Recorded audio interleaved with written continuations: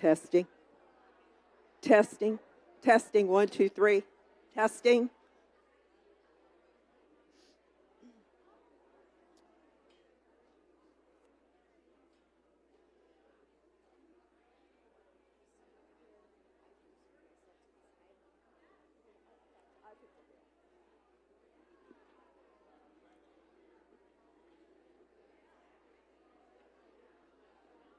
Good morning. Good morning, everyone. What a great turnout. We're just so glad you're here this morning, and hopefully you're enjoying your donuts. I'm Beth Epley. I'm with Women's Ministry, and no, I am not Kay Dodge. Kay came down with bronchitis. And we couldn't understand a word. It was terrible. I feel so sorry for her. And so yours truly gets to host this morning instead of Kate. So one thing, housekeeping. If you would get your phones out and silence them, please, so we don't have the phones going off and messages that will interfere. I appreciate that. So I wanted to let you know about the agenda for this morning and what you can expect. This morning, we will have Shelley here till 10:30. Then we're going to take a break. So that way, it'll give you time if you want more beverage, more donuts, but our sponsors. And we want to welcome our sponsors today. Thank you, sponsors, for being here.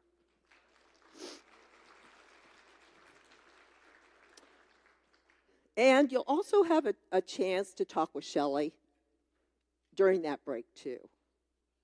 So it gives me great pleasure to be able to introduce Shelley Drews. Shelley and I go back 12 years. We became friends. We met each other at an event, and we found out that we had something in common. We love the Lord.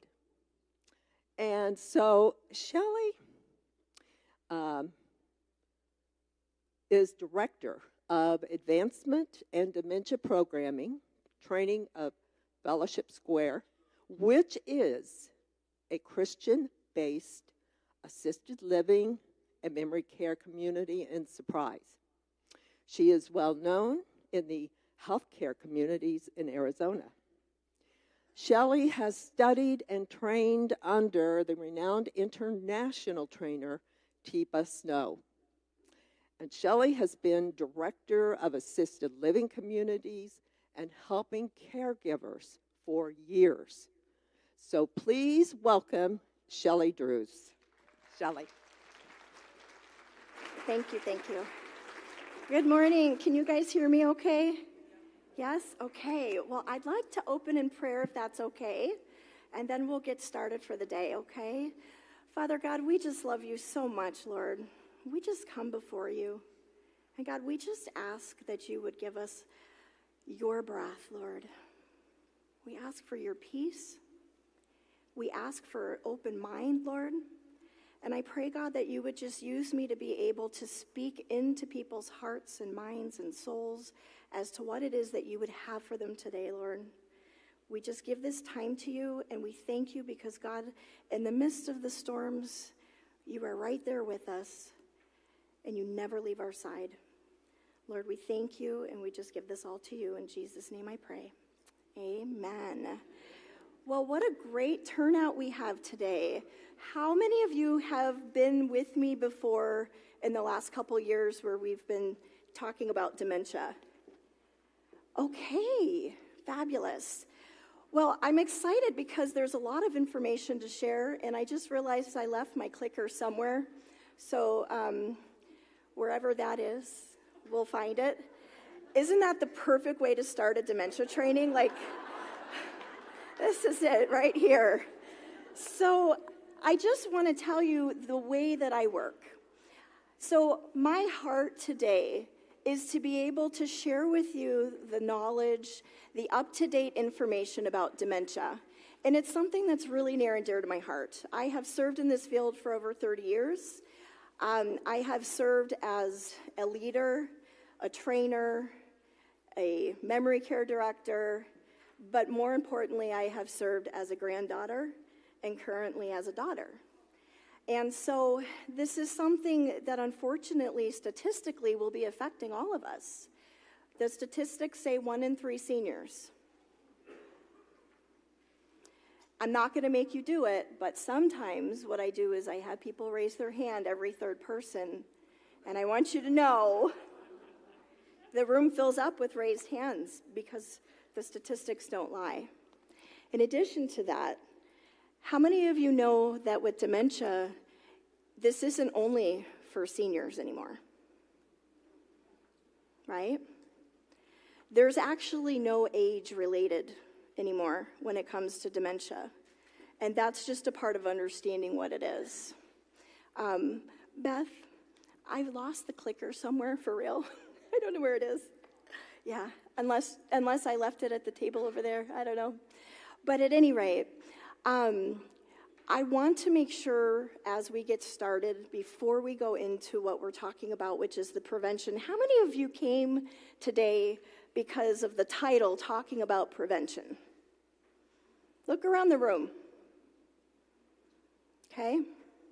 How many of you have hope that there are some answers and things that we can do to prevent it? Yeah. Well, I'm really excited to share with you. I've got good news for you today. Okay? I also want to tell you that doctors, medical doctors, whom I respect very much, have a different perspective at times. But I work day by day with people living with dementia, and I have seen people set free. I'm serious, set free after being diagnosed with dementia and changing things in their life. And there's no guarantee for anybody, right? But I want to share with you today what we've been doing, what we're working on, and what that could look like. Do you guys hear an echo with this? Bob, are you here? Oh, thanks. Thank you. Okay.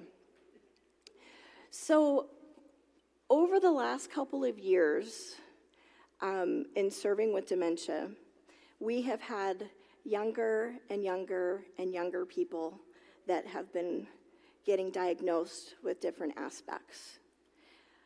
But it starts with mild cognitive impairment. And so many people are going to the doctors, and what they're being told is, hey, something's not adding up. There's some sort of a delay, there's some kind of cognitive confusion, but we're not sure what it is, so we're going to put you here in this category of mild cognitive impairment. 80% of those diagnosed with MCI end up with dementia. Okay? Saying that, in the last 2 years specifically, we have been doing so much research, and we've been finding out all the different pieces and parts that bring us and make us at risk with having dementia, getting it mild cognitive impairment, and all these things. And what that does is it allows us to take those pieces and start to focus on that in our life. When is it that we need to start working on preventative measures? Now? Yesterday? Yeah, like literally from when we're born. Thank you so much. Where was it? In your purse. It was in my purse, you guys.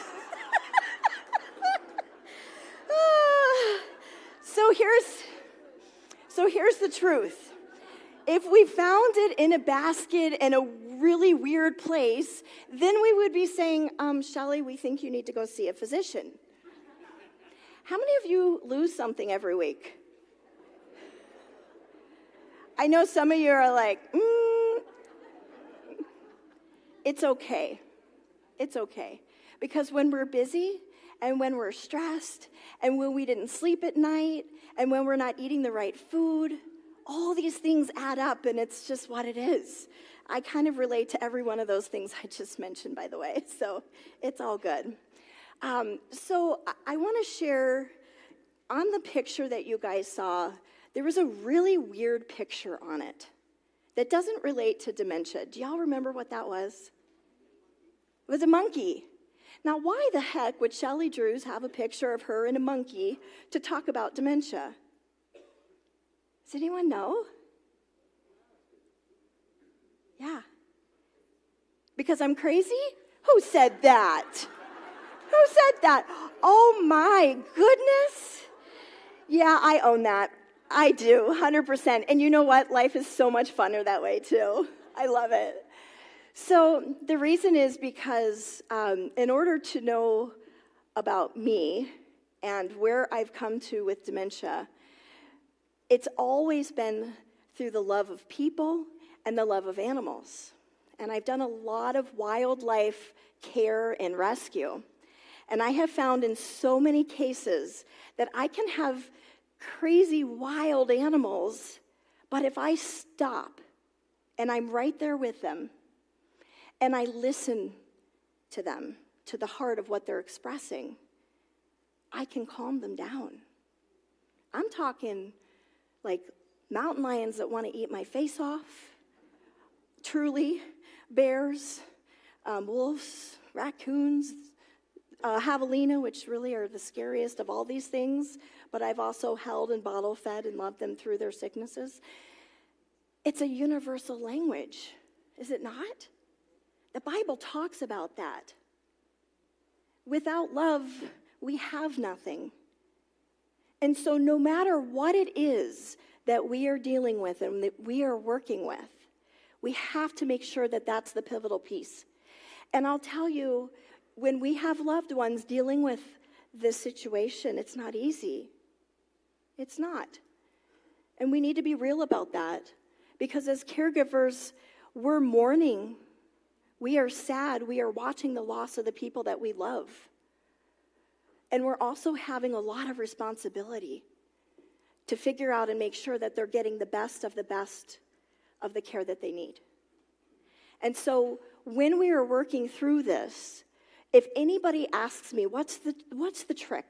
What's the one thing that you can tell me to help me to get through this? That's my answer, is love them unconditionally, no matter what. And what's removed from that equation is arguing, trying to bring people back into a reality, trying to control. Because oftentimes what happens, because I work with a lot of families, they get scared. And for those of us who like control, it makes it that much more difficult. Because guess what? It's the one thing that we don't have when it comes to dementia. We lose that control. Because the person living with dementia has lost that control. It's the brain. The brain has a disease. There's 2 active parts of the brain that are no longer working. And because of that, they're not able to make those choices. And when we look at PET scans, what happens is that the brain actually looks like a child again, because that is the strength that's left for them. So we have to look at and recognize what some of the losses are along the way and what's happening with the brain, but we also have to focus on those strengths. And that's we're bringing this love in to provide care for somebody, that we are recognizing the soul of the individual. And that just allows it to work that much easier, okay?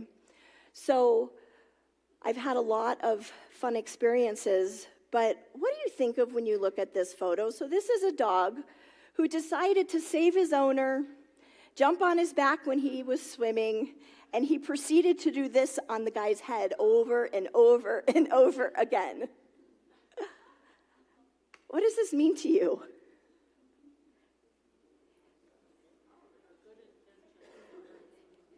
Yes, good intentions can hurt somebody. We think we know. We're doing what we know best, but maybe we don't know. And that's what today is all about. Today is to give you the right tools to know what to do for yourself, for the person sitting next to you, for your loved ones, for your neighbors, your friends, and members of the church. There's really no boundaries. And so we're going to cover the prevention side. I do, and I am happy to answer any question. So at any point, if somebody has a question, please just raise your hand. And my heart is that you walk out of here with those answered. We tried this the very first year we did this, and we ran out of time. And so I was sad about that. So if that were to happen again today, please know that I can stay afterward, and I'm happy to answer any questions at that point as well, okay? So if this works, it might go forward really quickly. Or it might go really slow, and maybe that'll trick it into going. No, it's not working. All right, I'm going to try. Oh, ta-da! Thank you. Okay. So we've answered this question. No, not really. How many of you think dementia is preventable? By a show of hands. I got a couple. Okay, anyone willing to share why you think that? No? That's okay. Thank you.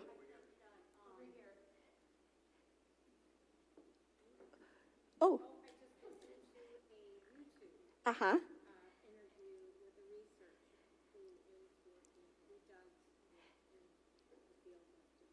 So she said she's just listened to a YouTube podcast of somebody working in the field of research on this. Okay.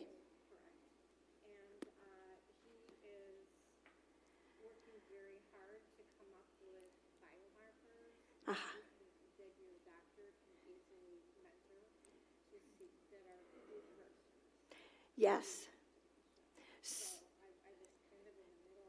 Oh, good. Yeah. So there's a lot of research, and what she's talking about is the genetic components to having the precursors. So we talked about the last couple of years that there are genetic precursors to dementia.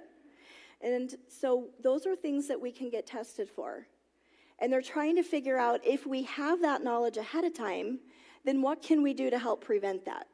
So one of the things we had talked about was the the AOPE4. Am I saying that right? No, I'm not. OPE4. This is a gene that if you carry it, then you are more at risk for having dementia. By it depends if you're a single carrier or a double carrier. If you're a single carrier, you're 5 times more likely, which I am. If you're a double carrier, you're 10 times more likely. But the thing with this is the OPE4 gene is actually set up that if you have this, you are more at risk for having heart issues, and then you can focus on your heart health, because that's what it actually means. Now, why is the heart in connection with Alzheimer's and other types of dementias? Yeah, it's a direct correlation to the brain, meaning all that nutrients, all the oxygen that's coming to the brain, if we don't have a healthy heart, we're not able to get it there, okay? So we have to really focus on those things. Somebody else was going to share over here.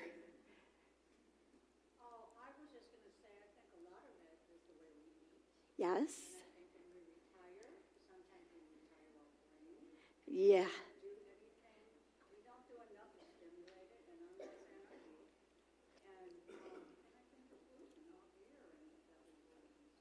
Absolutely. You were here last year, weren't you? Yes, I love it. Good, good. Yes.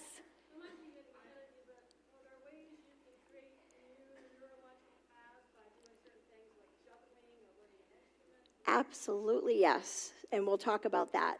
Yes, ma'am. Oh, sorry. She was asking about creating new neural pathways.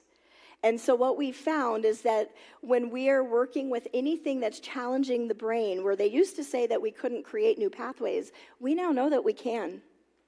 Yeah.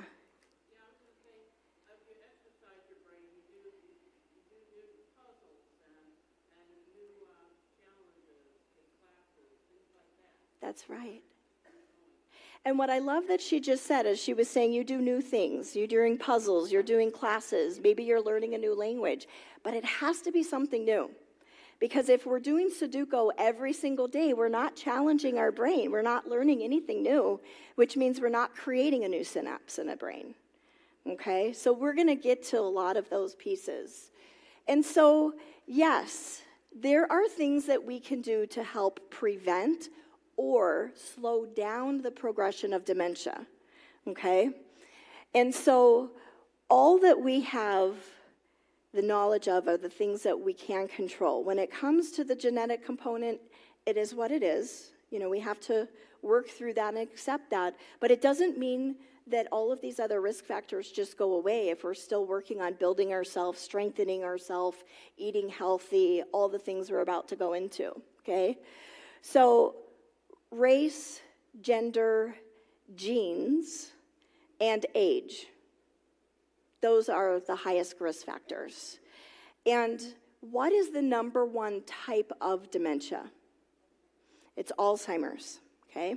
So when we're talking about dementia, it is an umbrella that has over 140, different from last year, it's now 140, different types of dementia that come underneath it. And so what I want you to correlate that to is cancer. Cancer's the umbrella, and then underneath it is all the other types of cancer. So here's my question. If somebody has been diagnosed with dementia, is that enough? Why not? Yeah, there's 140 different kinds. Am I going to treat breast cancer different than brain cancer? I hope so. Okay? We have to go further. And sometimes, based on the doctor, they're okay with just a dementia diagnosis. And what I'm telling you today is please don't be okay with it yourself. If there's anyone that you know and that's what they get. When I was running a community, almost every person, I would say 90% of the doctor's orders that came to me said dementia or just dementia with behaviors. It's not good enough. The reason is because dementia can be so many different things, but in addition to that, my question would be, what tests were done ahead of time? Have we done checks to medically evaluate to make sure that it really is dementia by removing these medical risks? Or did we do all the tests to actually look at the brain? Did we do an MRI, a CAT scan, and a PET scan to be able to see what was really going on? Because what's happening is we're just jumping to this diagnosis. I shared a story. I had a friend who I grew up with, so I knew her for 40 years. And she got diagnosed with dementia, actually Alzheimer's specifically. And she was devastated. And she was so devastated that she decided to sign up without telling her family that she was going to do the assisted suicide. Yeah. Her son was like a naturopathic doctor. And she came and told him and said, look, I've got 90 days. And I don't expect you to be okay with it, but I need you to respect my decision. Because I can't live a quality life with dementia. How many of you agree with that? Okay. Thank you for being honest. So as she had told him this, he said, listen, Mom, I'm not going to say no. But what I'm going to ask you is to give me 30 days and come on the regimen that I'd like you to have, which is focused on vitamins and health and exercise and all the things. She said, okay, I'll do that for you. So she did, and she started to feel better. Little by little by little, she was feeling better. She was functioning better. Her day-to-day activities were getting better. And she went back to the doctor, and she said, I feel like I've been doing a little bit better. Is there anything else that you guys need? And they said, well, I was just looking at your information, and it seems we've missed a test.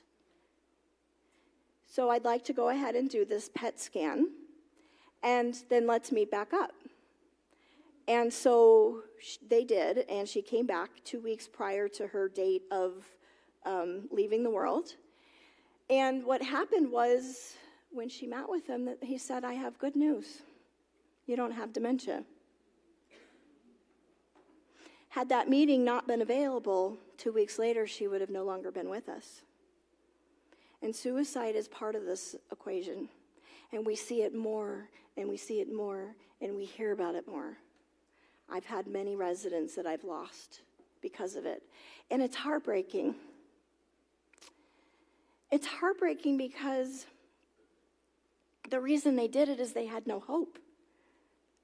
Because they felt like there was no life.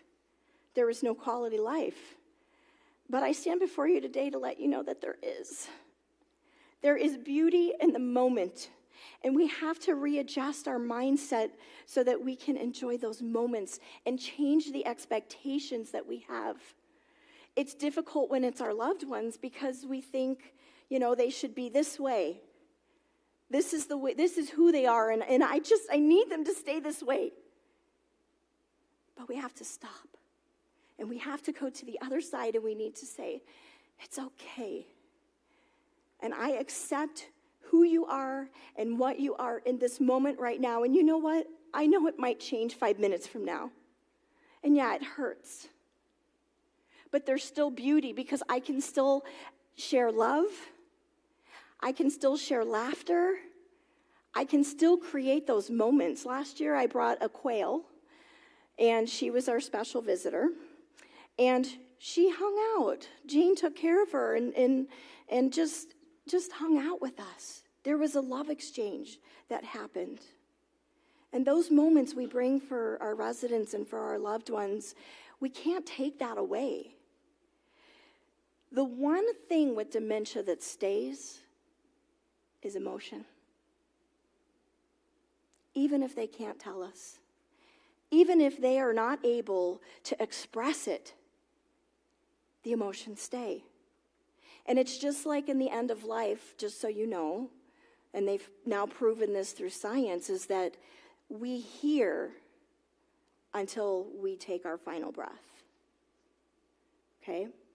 So if you have somebody who is passing away, they hear you.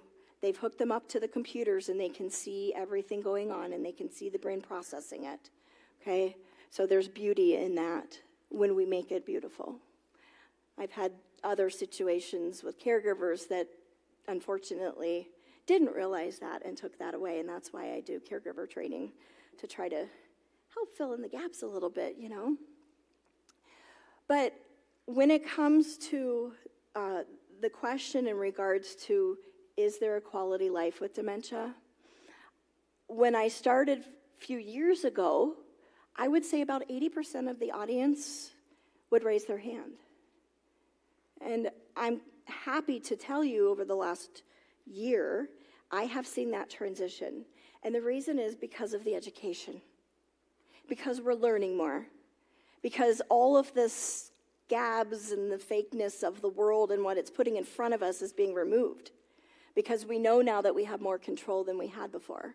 And just an understanding. And when we have that, we can do things differently. And so this is a list of 12 things that in 2024 they've identified as the biggest risk factors to having dementia. Now, can anyone read this? Me neither. So here we go. The only thing I want to point out on this is that it says up to 45% of these are modifiable. So 50% of those diagnosed, and I said 50%, could have been prevented or delayed by addressing the things we're about to talk about. Now, this is big, okay? This just came out last year. We now are having these better understandings. So we're going to take these pieces and we're going to jump into it and talk about what it really means. And what they did even further is that they took it and said, okay, from the beginning of life to the end of life, these are the things we need to focus on, and the percentage of risk that is included with each one of those. But we're going to move from here. So we're going to talk about hearing first. Why on earth, well, let me ask you, how many of you know somebody with hearing loss? I swear to you, my husband has it, but he just got tested last weekend, and they're like, no, he's 100% fine. I'm like, it couldn't be. Test your equipment, please. Hearing, one of the biggest factors to creating memory impairment. Okay, there are 4 grades of hearing loss. Grade 1, you are 200 times more likely to develop dementia. All the way to grade 4, 500 times. Okay, the good news is that if you get your hearing checked, you can wear hearing aids, but you have to wear them, and guess what? That whole percentage of risk goes away. Okay? I gave you some good news at the end, didn't I? This is big. And the problem is it's doing its own thing now. I swear I didn't touch it. So this is going to be really fun, you guys. I think I'm going to entertain you in a different kind of way today. But the big thing is that when that portion of the brain is not working, then that part of the brain dies. It dies, and then it expands from there. And so we have to make sure that we're exercising every part of our brain, and especially with the hearing. So what happens is that the brain is having to work harder and harder and harder, and it exhausts the brain. And so that mental effort takes energy that would be going elsewhere in the body, and it's having to focus on that, which then brings fatigue. Okay? Have any of you noticed, for those who do have hearing loss, and maybe that's you, that there's this tiredness that can come with it too?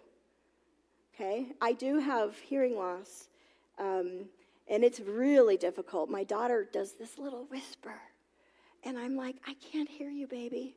And I get so frustrated because I ask her to speak up, but I can literally feel pressure in my brain when I'm having to try to hear her talk. And so, which was part of the reason why I went and got my hearing checked. Okay?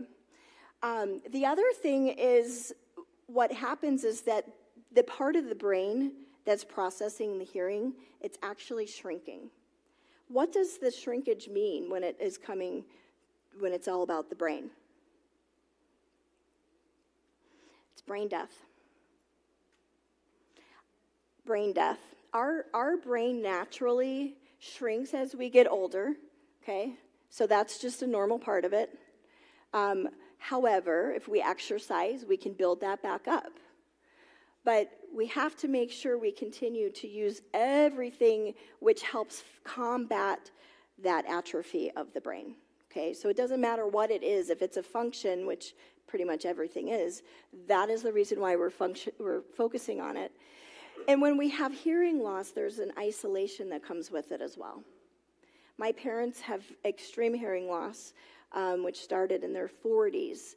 And I have watched them transition in their life completely, because even with the hearing aids that they've had, they've not been able to understand things or hear things when there's a lot of talking going on. All of that goes away. And so they've retracted from so many different things in their life. And with that comes great destruction.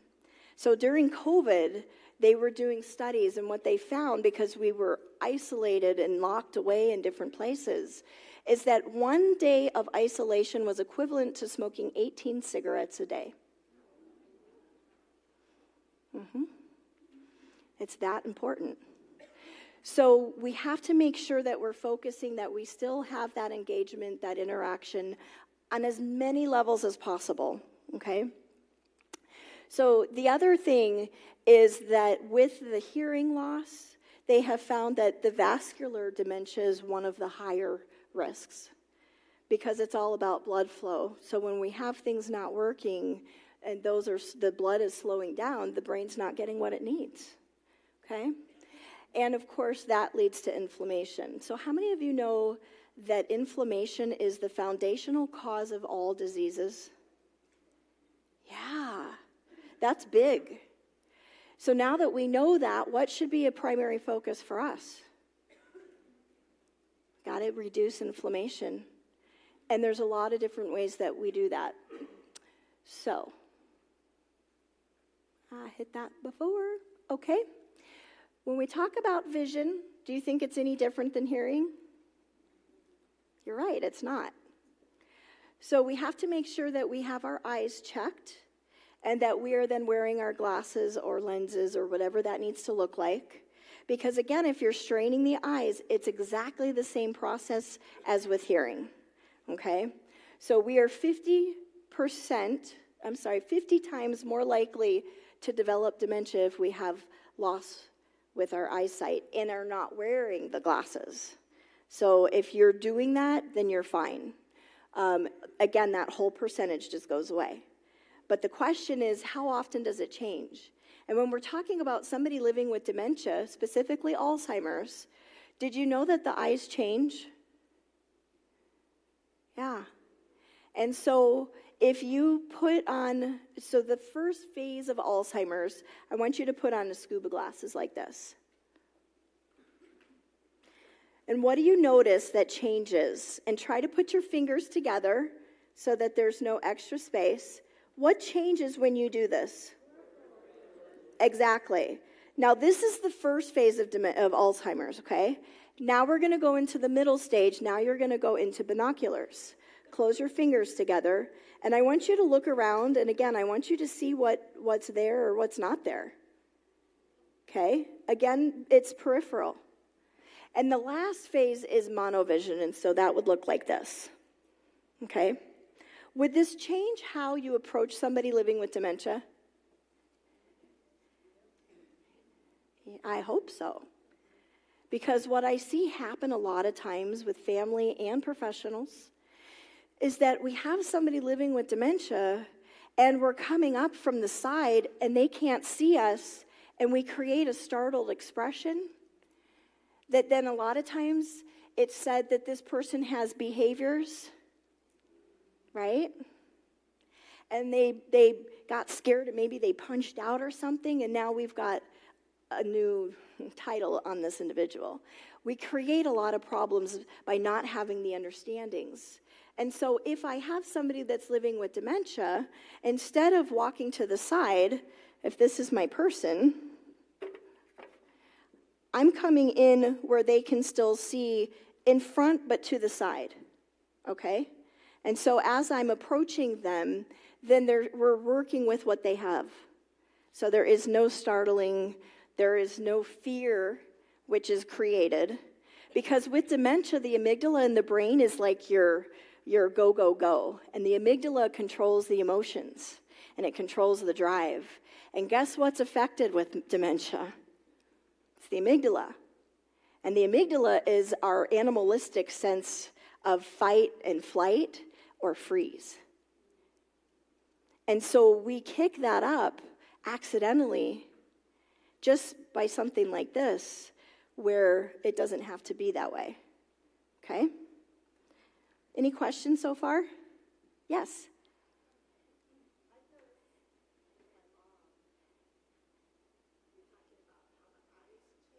Yes? The blank stare. Yes, it is. And that there's a song called Blank Stare by Jay Allen, which is beautiful, a beautiful song. With dementia, as it progresses, more towards middle to beginning of end stages, there's a disconnect that happens where you can see kind of this, it's almost like a spacey look, where they're not 100% present in the moment with you, okay? Now, there's things that we can do to bring them out of that in moments of time, which is music and prayer, both. So there's a lot of beauty that we can still find in this, okay? But yeah, there's definitely a change. Any other questions? Yes? Can you describe the early, middle, and end stages? Yeah, so the early stages are really where there is an awareness that something is wrong. I don't know what's wrong. I know that I'm forgetting things. I'm struggling just with my day-to-day operations.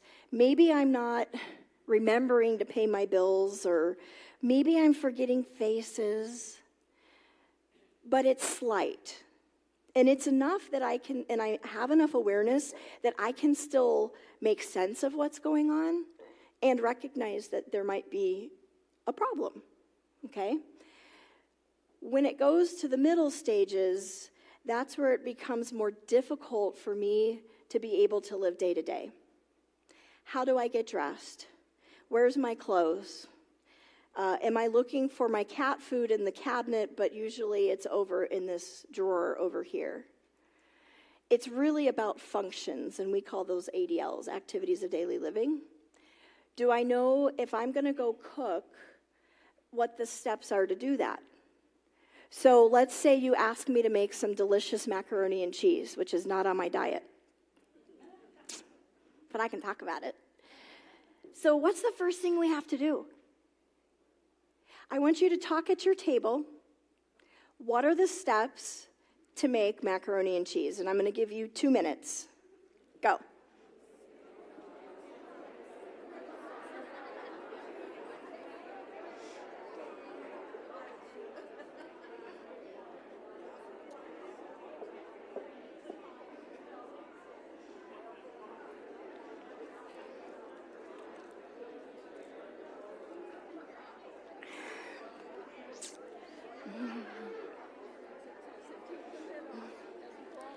It just doesn't seem like that's working. I know. It's... I'm doing it for you. Oh, you are? Oh, thank you. Okay. So I'll just do this. Yeah, That'll be my sign. Thank you.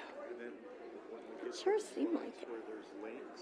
Yeah. Well, and I was wondering if I should take it and see if I can put batteries in it. That might help. Oh, yeah. Good idea. No, I'll have to go find some. Okay. Yeah, it's working when we tested it. I know. I know. Let's see. That might be a good idea for the battery. Okay, but anyway, I'll just follow your. This is still, And that's working, right? right? Yeah? We'll make it work.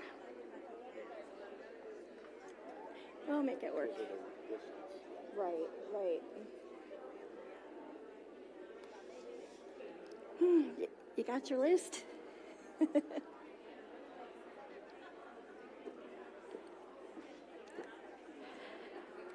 Okay, time. All right, so everybody has your list of how to make mac and cheese. Now, how many of you cheated and did like the craft box? I thought so. 10. I was talking the real stuff, right? Okay, so the exciting thing, or not so exciting thing, is that there's a lot of steps, actually. So how many of you started with, first you had to find, then let's say that it's the craft, you had to find the box of the mac and cheese you were going to cook? Yeah, a couple people. Okay, good. How many of you realize, I've got to find where the pot and the pan is? Okay. There's a process that we automatically do when our brains are working well. Okay? Executive functioning means that we have to go from the very first step all the way through because, I don't know, like, if I put the pan on, no, wait a second. If I put the pan, do I put the water in or do I put the noodles in first? No, I think I put the noodles in, and then, I don't know, where's the water? Where is that? You know, the liquid stuff that goes in? Maybe it's in the fridge. But instead of going to the fridge, I get into the closet. And then I go to the closet and I get distracted. Right? Does this sound familiar? Uh-huh. Yeah. So would it be fair if I'm already distracted this early on to expect that I'm going to be able to make this mac and cheese? How many of you say, yeah, Shelley, if this is where you're at in your mindset, I still think you should be able to make it. You can do it. Nope, redirect is right. You know why? Because I could get really frustrated and I could feel very down about myself. It's tough. So in the middle phases, we're still a little bit aware in the beginning of the middle phase, and then we transition to where, I don't know, I'm just kind of here, and I can go and I can navigate into these different things, and I'm okay with that. It no longer bothers me when I'm truly in the middle phase, in the middle of the middle phase, okay? Yes? Is it possible to be like transitioning into the middle phase Uh-huh. and not to be aware a lot of the times, but sometimes no? Yeah, the question is it okay or normal to be able to be transitioning from one phase to the other where you sometimes know and sometimes don't, correct? And yes, absolutely, because the synapses in the brain are firing, and then sometimes they're stopping, and it depends on the type of dementia we're working with, okay? And it's going to look different on each type of dementia as well. So with some dementias, well, let me ask you, are there any dementias that do not involve memory loss? How many of you say yes? So because for dementia, the definition is memory loss, is it not? That's what we're taught. I have news. It's not. You can have dementia and no memory loss.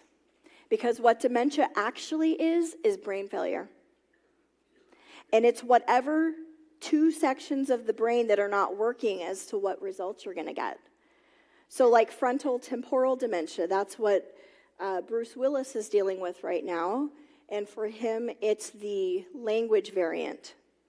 And so he is not able to speak, and he's not able to understand the words that you're giving him. And so he works with Teepa Snow and that whole organization. And it's been really interesting to hear the journey because he was filming his last movie, and it was almost impossible to be able to get him through that because the one thing that made him who he was as an actor, speaking and understanding language is critical. And so the other side of that, there was no memory loss, okay? The other variant of frontal temporal dementia is behavioral, and those things we can't talk about in church today. There's a lot of things that come with that. Because if you think all those thoughts that come into your head, or the enemy tries to put in your head, and imagine there not being any filter, it just comes right out. And that's hard for marriages. It's really hard. When I started and I was running my first memory care, I had a husband and a wife that were pastors for their entire life. They got married at like 13 years old. It was this incredible story. And unfortunately, one of the things that stays in the brain that's not affected is the area with cuss words, sexual talk, prayer, and music. God has a sense of humor. I just want to say that it means something different to him than it does to us, okay? But unfortunately, the family stopped coming to visit because to them, they couldn't understand the disease and the disease process. And why do they think that it's okay that literally the only words that they speak are cuss words or sexual things that are completely inappropriate? They didn't have the education to understand it's a broken brain.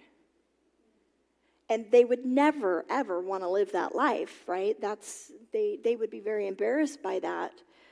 But unfortunately, at that time, because this was 30 years ago, there wasn't anybody to be able to help them through the process, okay?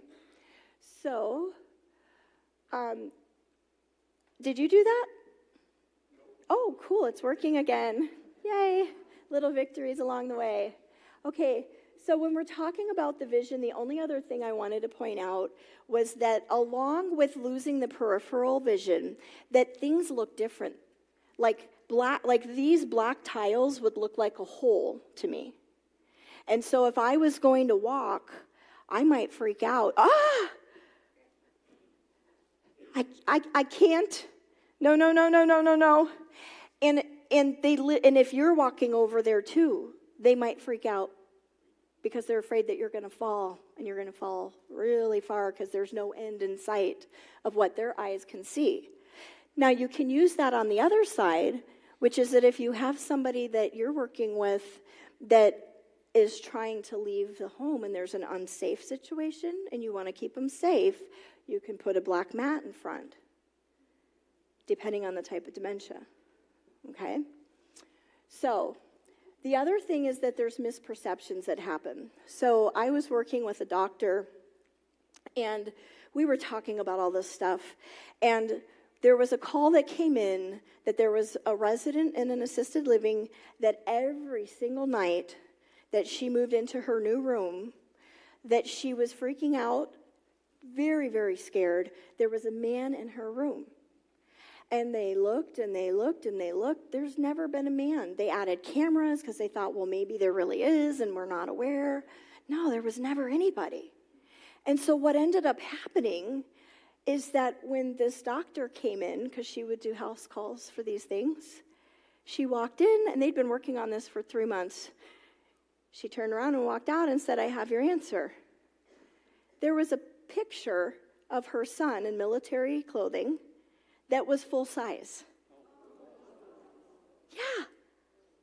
Yeah. And the lighting just happened that it made it kind of, come out at her. So she wasn't lying. And so there are some changes where the brain can't process what it's seeing. And sometimes there's something you can move out of that space in order to create a safer place for them. Now, other times, they're more of a hallucination or a delusion, and, that's different. And in those situations, if they're seeing children or if they're seeing animals and they're okay with it, and they're not afraid, then that's okay. And this is more for like a Lewy body dementia, which is associated with Parkinson's, okay? And so for those, unfortunately, hallucination is a part of it for the majority of the people that have that diagnosis. And in that case, again, we just have to be present with them and ask questions. Oh, you see a little boy. Hey, tell me about that little boy. What's he look like? And let them answer. And confirm what you're hearing, because it comes about validation. How many of you love when you're talking to somebody and you're trying to get a point across and they will not confirm what you're saying and validate what you're saying? Yeah, it's not fun. Okay? We have to have validation. It's just part of a human need. And it doesn't mean you have to agree with them. So if they're saying, hey, oh no, do you see him? He got stuck. And listen, I need you to come get him. Can you get him? I can't get him. And they think that there's a little boy that's stuck in the little hole in front of them. Does this happen in dementia? It can. Absolutely. Now, this could be end middle stages or further along, okay? Actually, could even be in the beginning stages for some dementias. Sorry, I'm trying to get this thing working. And so, again, there's a little boy in the hole. What did I just do? I validated. That way, if I don't say that, come on, there is no kid in the hole. Mama, stop it. That's just ridiculous. What, do you think a boy's going to fit in that little thing? Come on. It's easy to go into that phase, is it not? Okay? But what's going to happen? What's the response going to be to that? For the person living with dementia, if you're arguing, was that positive or negative? Negative. So what are you getting back? Negative. So it's up to us. It's up to us to create the positive or the negative and what you're going to get back. And that can make your day or it can break your day, right? So when I'm working with professional caregivers, this is something I spend a lot of time on because we have to make sure that we're doing it right. Now, I just want you to look at me for a minute.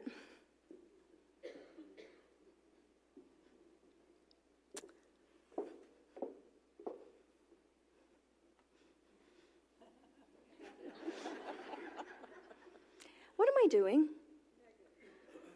I'm doing negative, but I didn't say anything. I'm intimidating. Why? My hip hurts, my back hurts. Y'all, I got these big heels on just for you. Why? What's happening when I'm doing this? Thank you. And my communication for nonverbal communication is at what percentage? 94%. 94. So when we have somebody, whether they can understand our words or not, it doesn't matter. Because you know what we all can do? Is smile. You give love. Again, bring them to a place of joy. Bring them to a place of connection. Because when you connect with people, it feels good. And again, that's what this is all about. Now, we're here to talk about prevention. What does this have to do with that? Talk at your table for 3 minutes. What does this conversation of love, connection, smiles, nonverbal communication, dealing with expressions/behaviors have to do with prevention? Go.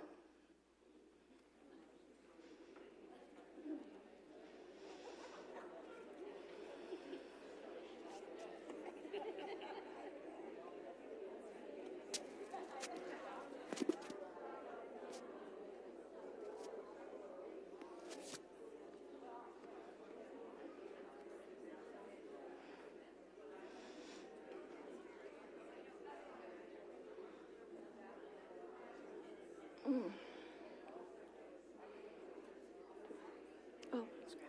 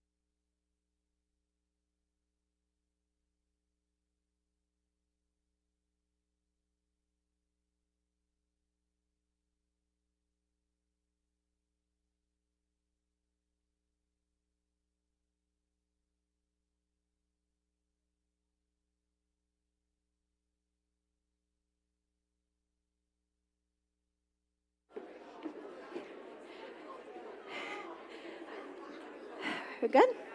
Okay. Do y'all have all the answers? No.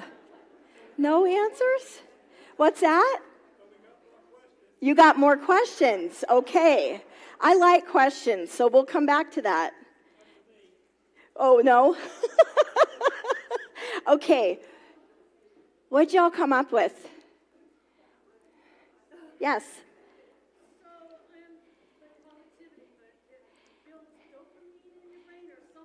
Yeah. Look at you go. Are you medical? It's dopamine. Positivity increases dopamine in the brain. Okay, thank you. That's great. What else? I saw other hands. It doesn't have to be about dopamine. They feel accepted. Yeah. What else? Yes. When you affirm someone, you're affirming the real person, and maybe you're holding them closer for longer to who they really are. That when you affirm them, you're holding them closer to who they really are. Yeah. It all brings good things internally. Anything else? Love. Exactly. All of this comes back to love. Yes. Giving them hope. Yes. Because on the other side of all of this, if we don't have all those pieces, what is there? There's fear. Yes. How do you control not the person with the issue, but the person that doesn't have the issue? How do you control your reactions? Yeah. And don't tell me, think about it before you react. No. So the question is, for the person who's providing care, how do they come to a place of being able to control their own responses? Right? It's a tough one. And I'm going to start with the fact that we have to allow ourselves to grieve. That's number one. Because it's tough. There is no judgment when it comes to how we're providing care and what it is that we do or don't do. Because you know what? We're going to mess up. We're going to fail. We're going to fail every day. Because it's a huge task. And because we do care. And because we are not a trained professional. And you guys, even as a trained professional, when it was my grandfather, I made sure they knew. I ran the place. Doesn't matter. I said, when I'm with Grandpa, I'm granddaughter. You can take every bit of education. You can throw it out the back door. Truly. Because this gets involved, right? Okay? Now, my other answer to this question is education. Because if we understand what's happening to the brain, then we can understand better how to respond. But if we think that they can control it, nobody wins. Yeah. We're getting there. Uh-huh. Yes. Hmm?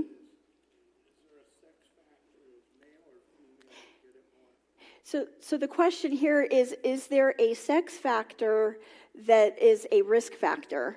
And yes, women are more susceptible. Women are 2/3 more likely to develop Alzheimer's. Oh, sorry. That was bad news, and I didn't make that sound really nice and fuzzy, did I? Sorry. Yes. So women are 2/3 of those diagnosed with Alzheimer's. Of course, men still get it, okay? And then for vascular dementia, men are more likely. We even ourselves out as we go. For the rest of them, there is no difference that I'm aware of. Yeah. Yeah. Oh, I can't repeat that one. Oh, sorry, guys. She said common sense, but I didn't say that. I was just repeating it. Here's the thing.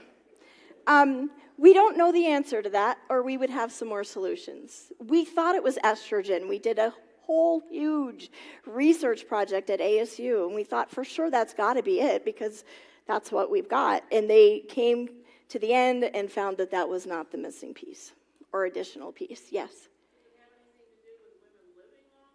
Thank you very much. And that's what I think, as Shelley Drews, that it is because women do live longer by about 7.5 years on average. Yeah.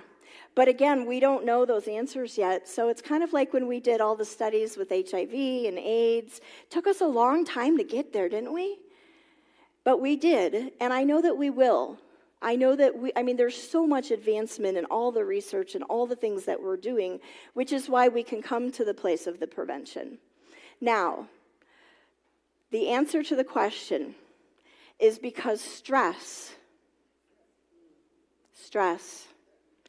is a huge piece. And in order to prevent dementia, we have to reduce stress. I'm curious by a show of hands, how many of you have stress? And if you didn't raise your hand, you guys, you're lying. And we had prayer time after this right over here to the left.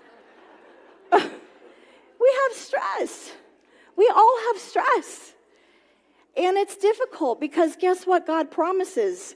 We're going to have stress. It doesn't go away. Not until we take our last breath and we go to heaven. And so how do we navigate that? We have to make sure that we're addressing all the things that we were talking about, okay? And it comes to positivity and it comes to love. And are we allowing those individuals to be in the place that they're being lifted up and that we're taking away any extra that could be there? And it goes the same for us as a caregiver in providing care, okay? Because the stress of that, and we talk about this, and thank God Kay has the dementia support group here. So if you or somebody you know are struggling, please make sure to get engaged with a support group. The one here is fantastic. But you have to have that support. You have to be able to share the day-to-day frustrations and struggles and hurts. Because it hurts. Okay? And know that you are not alone in the middle of all of this. And that helps a lot. Because then you're not having to carry the world on your shoulders as one person. Because guess what? We can't. It's not possible. And God didn't design us to. Yes, it is. Is stress a risk factor to developing dementia? Right? Yeah. Why is that? There's an entire chemical transformation that happens in our bodies when we're stressed. It's all negative chemical transformation, which then leads to sickness, which then leads to inflammation, which then leads to the possibility of dementia. And so it's something we really, really have to focus on and take serious, that we're not just skipping it. We really need to address that. Okay? Did I answer all the questions completely? Do you ask me something else? I can see your face. Talk to me. It's the tone of voice. And that's one of the things, you don't get it if there's a different tone of voice. Right. But it's serious. Right. So what she was saying, and are you a caregiver or somebody else? You live with somebody? Okay. In the beginning stages. And I'm going to be honest, sometimes I think that the beginning stages are that much more difficult because there's a little bit more freedom of movement and expression and all of those things. it is something, again, that if you come to a place of understanding who they are in that moment, who you are in that moment, because if there's any element of a raised voice or frustration, that means there's something not right here. Because there's a frustration. There's something disturbing you, as there would be naturally. Again, no judgment. But how do we make sure that that piece is not there? And I'm going to tell you sometimes, and I know you're not, but sometimes there's people that shouldn't be a caregiver. Is it okay? Is that okay? Because some people weren't designed by God that way. And then the best thing you can do is say, I'm going to be honest. Is this recorded? I'm just kidding. So, my mom, don't tell anybody, she should never have been a caregiver for me. Why? Because I have a big heart.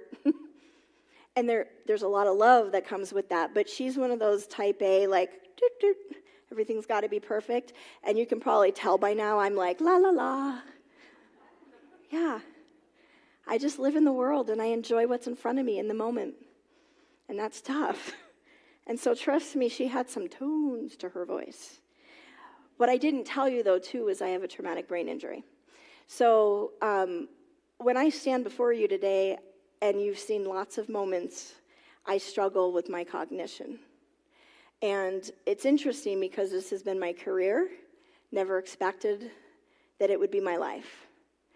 But I have to accept that because it's not going to do me any good to try to deny what I deal with and what I struggle with every day, moment by moment. And in the beginning, I was really upset and angry about it. Had to process through. And now it's okay. It's just okay. And I'm working on the things that we're talking about. And so we'll keep tapping on that topic, though. Because when it comes to the emotions within ourselves, we have to figure out what needs to be in order to be able to have that gentleness and the calm and the love. Otherwise, things are going to get really bad in that space. Okay? Cognitive reserve. Have y'all heard of this? So cognitive reserve is something you really, really want. And so for people who have done lots of education, for people who constantly read, for people who are learning new things all the time, always, doing something, you're building cognitive reserve. And the higher the cognitive reserve in the brain, the slower the progression will be for dementia, okay? And so it will slow the symptoms and the progression for these individuals. And it's a good thing. Never can get enough of that. And let's see if this will work now. Not working. Okay. Oh, this is the one I don't like, of course. Obesity. I just lost 25 pounds. So thank you. Thank you. Y'all, it's hard work, but I got to lose more. So obesity is very difficult in the world that we live in today. But unfortunately, because of obesity, the brain shrinks by about 10 years worth. Holy moly, this is horrible news today. Yeah, it shrinks, okay? So, and body fat is increasing the inflammation, which again we said is this foundation, okay, that leads towards dementia and disease, period. It's specific to white matter, which is what allows for communication. It's like that communication highway in the brain, okay? The other thing is that with obesity, it increases insulin resistance, and you've, I'm sure, heard that dementia they're talking about as the type 3 diabetes. Have y'all heard this? Sugar is horrible, and sugar is in everything, okay? The world has figured out a way to manufacture it in this high fructose stuff that's just absolutely everywhere. And so we have to focus again on that and making sure to realize I didn't know how bad sugar was until I found that half off Halloween sale. This was like 15 years ago, but I indulged a lot. I had to pray a lot afterward, and I was so sick, and I never hurt so bad and ached so bad in my life. The next day, I thought I could die. And so I learned, and God made sure of it, that sugar absolutely can create inflammation. So...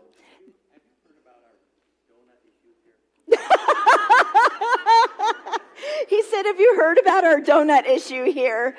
Yeah, I walked by, I asked if the 0-calorie ones were in the back, and they said that they were out of them in the kitchen. Yeah. So the other thing is that, oh, yes. Now it says obesity causes amyloid. Now if we had that test, Yes. it came back negative. Yes. So the heavier I get, is it going to cause it to happen, or? Yes. Her question was, so if I can share what you shared with me. So last year I had talked about, and we shared that there's tests that you can go do to figure out if you have beta amyloid protein. This is a new thing in the last year that they have come out with where it's just an easy blood test you can get at your primary care doctor's office, okay? Now, hers was negative. Praise the Lord for that. If we come to this, with obesity, it will increase the buildup of your beta amyloid and tau plaques, okay? So it just means that you build toward that, yeah. So it's kind of like if we're exercising and then we stop and we go the opposite direction, and that's what happens here, okay? So, chronic health issues. So as we age, we continue to have more and more and more health issues. Chronic health issues are those that don't go away, and the ones that we really need to try to get a handle on, okay? I want to say pain. How many of you have pain in this room? Why y'all laughing? Yeah, like most of us, it's a big thing. Do you know how pain affects your brain? It's major, major. I shared when I had been in pain, I was hooked up on a machine, and they kept asking me, how are you doing? What's going on? I was getting a brain treatment, and I'm like, I'm fine. And then they asked again, I'm fine. And then she asked the third time, and I got a little tissy, and I said, my back hurts, but, and she's like, yeah, I can see it. Look at the screen. And where normally my brain waves would have been like this, it was like just barely. The pain slows it down. So pain alone can create a cognitive challenge for us. And we have to take it serious. Okay, we're going to talk about some different things that I've been doing to help people with that. But it's all about giving our bodies the best things that we can. And it doesn't always include medication, and it shouldn't. Okay? As many homeopathic ways as you can go, and I was pre-med for trauma surgery, so I'm from the medical world, but I'm also from this other world that God has showed me. And what God has showed me is about his energy.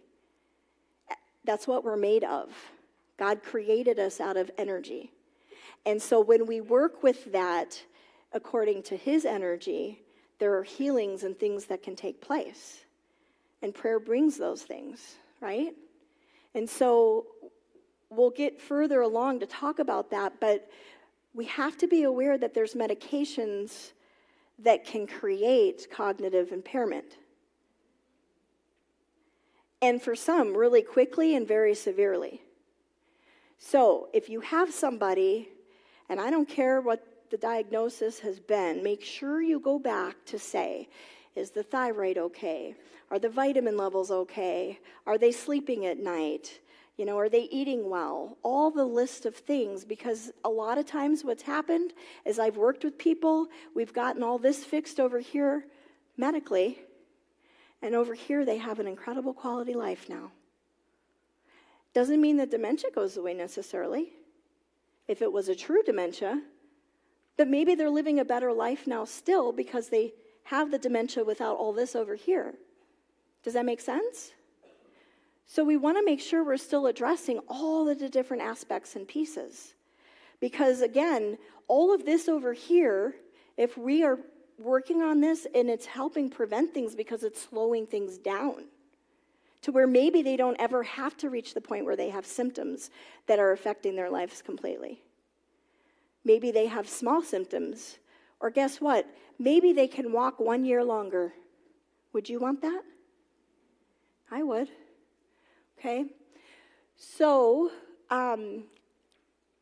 all of this, when it comes to the medical side, is working on making sure that we're getting blood flow and oxygen to the brain, managing the pain, detoxing the body, and if we are missing anything, hormonally, chemically, whatever that might be, that's when we would need to take the medication, right, to help us to adjust. Okay. Oh, let's see. We are at 10:25. I want to just talk this last slide, and then we'll take a break.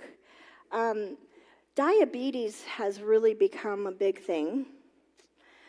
We talked about the type 3 one, but I want the understanding of why that is. And so diabetes allows for inflammation in the body, and inflammation destroys our cells.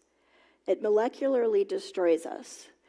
And it increases our risk for heart attacks. It increases our risk for strokes. We end up with neuropathy. I have so many residents that deal with that, and it's so difficult for them because what happens is that it's hard to walk to where they can't walk, or they can't feel their hands, and so they can't do some of those natural things, okay? Because the nerves get affected through this inflammation. So it's increasing a lot of the plaques and the tangles, which kills different cells in the body, specifically in the brain. And then once we become insulin resistant, we have a problem maintaining our energy and our metabolism. And so it's just this downward spiral, okay? And nowadays, there seems to be a misunderstanding where people are like, oh, you can't have glucose and you can't have sugar. But guess what your brain actually uses? It's glucose. So you have to have glucose. But if you're insulin resistant, then it's difficult for your body to absorb it in order for your brain to function properly. So it has a cognitive effect. Doesn't mean dementia. But once you have cognitive impairment, it does mean that you were leaning in that direction, okay, so that you become more likely to have it. And that's where it comes into the prevention side, where if we can control that, and we can control all those medical pieces, that we're in better shape, okay? So we're going to go ahead. Beth, how long is the break? Oh, half an hour. Oh, great. Beth's going to come up and share, and we'll continue. Yeah.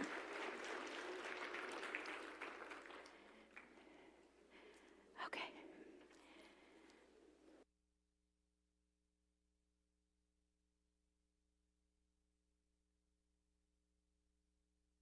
Not working? There we go. Wasn't that great? I hope you really have learned a lot. So how many of you from Bellevue knew about the Dementia Caregiving Support Group? Raise your hand. Not very many. So I just want you to be aware that, can't hear. Okay, sorry. So I want you to be aware that this Dementia Caregiver Support Group meets the 2nd and 4th Tuesday, I believe. I don't know if that's up there. But anyway, keep that in mind, and we really appreciate Care and Connect. That support group comes under that umbrella, is Care and Connect. And if you ever have any questions or anything, just reach out to me or the office if you need more information in regards to that. So anyway, we're going to take a break, resume about 11, visit the sponsor tables. They've got a lot of great resources available for you. Learn as much as you can. Help yourself. Donuts and coffee. More sugar.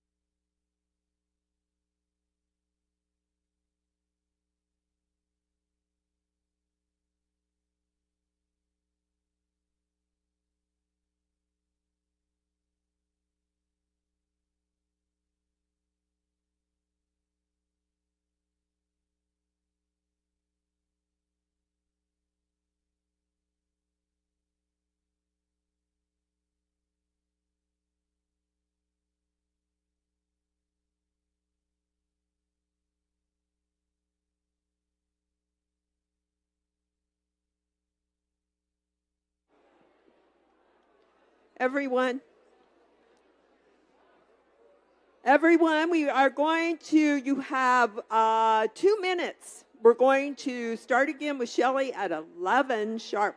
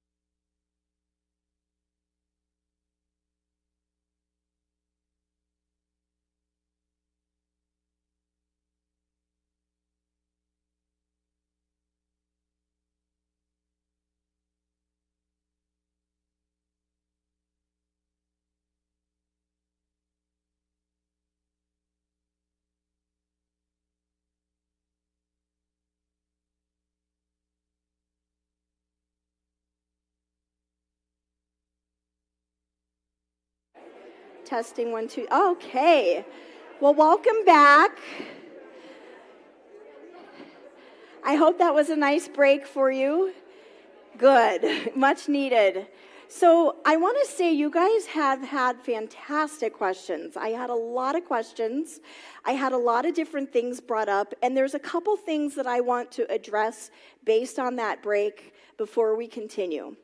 One of them was, a couple people have asked about the hallucination about the young child that was stuck in the hole. And what do we do Once we've said that the child is there and we're saying, yeah, oh, we're validating it, what do we do next? And would that make them more afraid? So the answer is that if this child is stuck in the hole and that's truly what they think, there's nothing we could do to convince them different. That's real, it's true, and that's the deal, right? So by acknowledging it, it's giving them the validation, but then we have to take it the next step. And that's going to be depending on the person, and there's a lot of questions that I'd have to ask to figure out what it was for that individual. But it might be, yeah, you're right. Oh, hey, I'm going to go call 911. Is that okay? Oh, you'll do that? Yes, I'll be right back. And then you go fake call 911, okay? And it might be that you have to call a friend and that they're on standby in order to be a real person on the other line. But we have to make sure that we are bringing that resolve in their spirit, in their heart. It might be that you are able to go out and look for this person. Hey, I hear what you're hearing. I'm going to go outside. I'm going to see if I can't find them. Is that okay? Yes, I'll be right back. And if not, maybe they want to come. I don't know. You just work with that. Okay? Every situation is different. And it might be, right now we're dealing with this, but maybe 30 minutes it happens again, and what you just did isn't going to work. Right? But what you're doing is you're building up those skill sets of, hey, well, this worked one time. Okay, I can go back to that. This worked another time, and who knows? So just keep building the ahas of what work for that individual person. Another thing that was brought up was specifically about paperwork, legal paperwork. This is very important. I didn't intend to cover it necessarily, so thank you for that. What I want you to know is that I have seen horrible, horrible things happen because documentation was not in place. And Arizona's special. Arizona, you have to have a couple different documents, but one very specific one, which is called a mental health care power of attorney when we're talking about dementia. It's Arizona and only 2 other states. So you're going to have your medical power of attorney, and make sure you have multiple people that are on there, okay?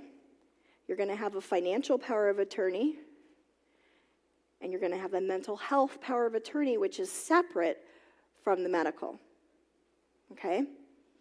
This will allow you to provide services if somebody has a chemical transition and they need to go into a psychiatric hospital and receive care. And people are afraid of those places. You shouldn't be. It's okay. When there's something really going on medically that can't be worked through, they need to be in a safe place so that we can get them on the right medication, because nothing else can fix that. The other thing is, when I go into community, and prior to my role here, I had 18 communities. I would travel state to state and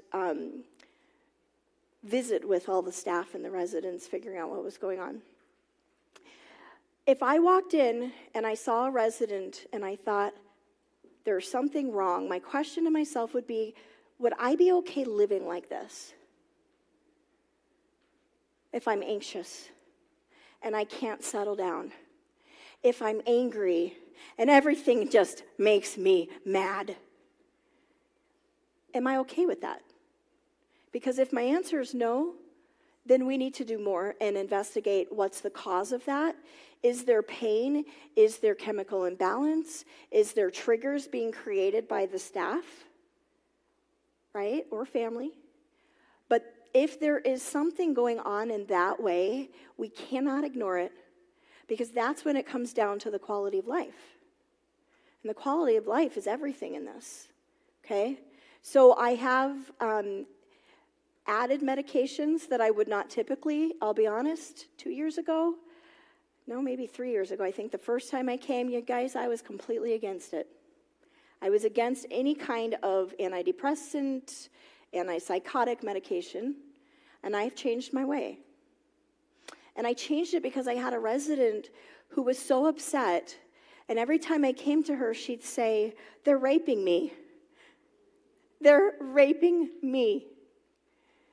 And I can't." That's all she'd say. And in that, I was so burdened for her because what was happening is that they were helping her to the toilet or they were giving her a shower. And you would walk in the memory care, and because of her refusal of care, you could smell her, and she was in the way back of the memory care. And I was on a retreat with Teepa Snow, and I said, "Teepa, I'm really struggling because I've tried everything. I worked with her. I tried in order to get her to bathe or to go to the bathroom, I couldn't get her to do anything." And I said, I don't know what else to do. And she looked at me and she said, "Shelley, this is the point where we need to bring in the medication, because otherwise we're traumatizing her every single time." And at what point did no become a yes just because they have dementia? And we miss that in this industry and in this part of the world. And so we have to respect them. With assisted living, the state regs are that a resident has the right to say no. I'm going to tell you, that also means that they have the right to fall. They have the right to leave. They have rights. And it's put in place that way to protect them, protect their dignity, protect their soul. And so there's a lot of pieces with this. But going back to the paperwork, I had a gentleman who was probably one of my most physically aggressive cases. And the wife had said that she had the mental health care power of attorney documents when she moved in. And when we needed it, we didn't have it. And he ended up being strapped down for 3 days in a hospital, unable to move. And they called up and they said, "Hey, we're ready to send this person back to you,